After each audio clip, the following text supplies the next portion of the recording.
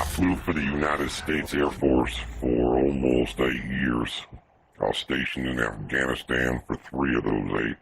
I was stationed out at the Kandahar airfield in Afghanistan. It's one of the largest air bases in all of Afghanistan, one of the largest U.S. military air bases. I flew surveillance missions over Afghanistan and Iraq. I was actually one of the last pilots to fly with the Liberty program before they brought in the Reaper fleet. My missions basically were to fly over the designated destinations and send back any intelligence we could, surveillance and reconnaissance. We collected over 8,000 terrorists and uncovered over 650 weapon caches during our missions with the Liberty program. These people would tell their stories of these cannibalistic giants living in the caves.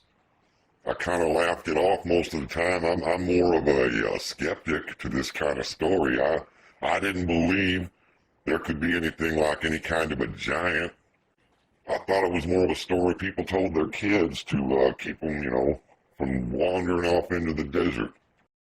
Turned out, this story was true. It's believed these giants actually move around underground. It's also believed these giants have been there for a long time. The U.S. military has been well aware of it.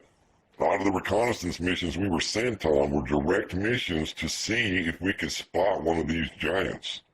Must have been around middle of 2015. We were called to do our normal flights.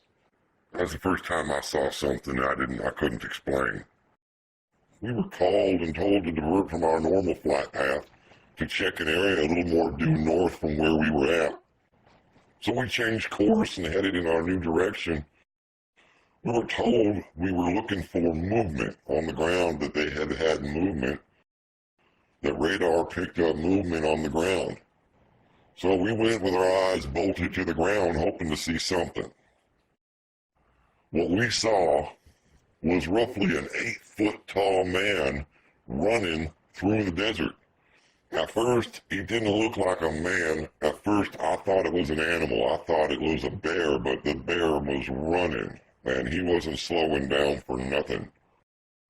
We had to take another return flight over the top to see what we were looking at, and it was a man.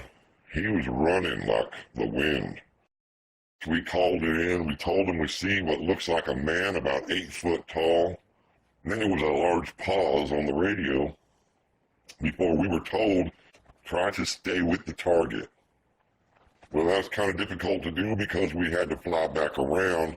So as we made our second pass, we had lost him. We were told at that point to return to base. So the captain wants you to return to base and to make sure you come directly to his office. I think they knew what we were looking for, and I think they're aware of what's going on in those mountains. The United States Air Force did not seem to be surprised by what we said we saw. Now, if this is some kind of a super soldier of some kind, that's something new to us. I don't know what the hell I saw, and nobody ever briefed us about what it was. Well, I know what I saw. I can tell you right now, the stories of the Kandahar giant are true.